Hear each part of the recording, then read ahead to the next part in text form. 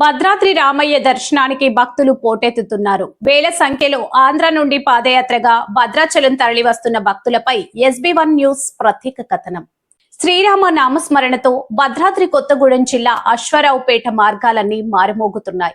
భద్రాచలం సీతారాముల కళ్యాణోత్సవానికి సమయం దగ్గర పడుతుండటంతో ఆంధ్రప్రదేశ్లోని వివిధ జిల్లాల నుండి భక్తులు పెద్ద ఎత్తున పాదయాత్రలు చేపట్టి ఈ రోజు అశ్వారావుపేటకు చేరుకున్నారు. ఎండను సైతం లెక్క చేయకుండా కేవలం స్వామివారిపై ఉన్న భక్తితో వందలాది కిలోమీటర్లు నడుస్తూ భద్రాద్రి వైపు అడుగులు వేస్తున్నారు. తూర్పు పశ్చిమ గోదావరి జిల్లాలతో పాటు కృష్ణా, గుంటూరు జిల్లాల నుండి వేలాది మంది భక్తులు పాదయాత్రలో పాల్గొంటున్నారు. ఏటా ఆనవాయితీగా వస్తున్న ఈ యాత్రలో పురుషులతో పాటు మహిళలు, వృద్ధులు కూడా ఉత్సాహంగా పాల్గొంటున్నారు. దారి పొడవునా స్థానికులు భక్తులకు మంచినీరు, పండ్లు, మజ్జిగ పంపిణీ చేస్తూ తమ ఉదారతను చాటుకుంటున్నారు. కాలి నడకన వెళ్లే భక్తులకు ఎలాంటి ఇబ్బందులు కలగకుండా స్వచ్ఛంద సంస్థలు వైద్య శిబిరాలను ఏర్పాటు చేశాయి.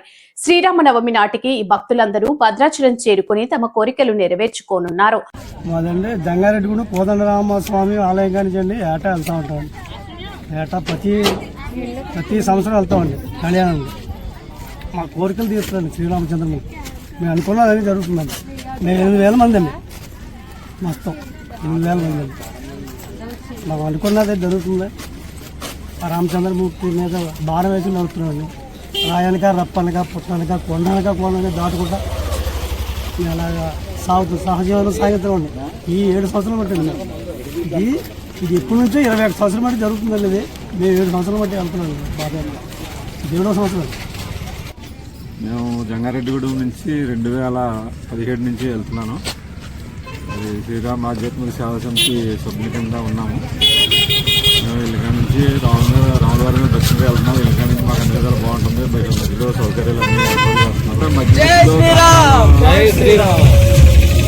గ్రామాలలో అందరూ కూడా మధ్యగా టీలు అన్ని టిఫిన్లు సహకరించి అన్ని వసతులు ఏర్పాటు చేస్తున్నారు. సాగునీరుకి కూడా ఇబ్బంది లేదు. ఇక రాములవారి ఫౌండేషన్ వారు కూడా, ఏలూరు తరుణా చౌదరి గారు కూడా మెడికల్ వ్యాన్, డాక్టర్ గారు